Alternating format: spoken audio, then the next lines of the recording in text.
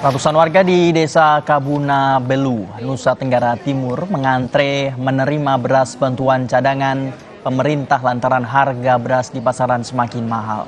Warga yang datang di pagi hari saling berdesakan untuk mendengar nama mereka dipanggil untuk menunjukkan dokumen dan boleh mengambil beras. Bantuan ini diberikan kepada 694 keluarga selama 6 bulan ke depan untuk mengantisipasi krisis pangan.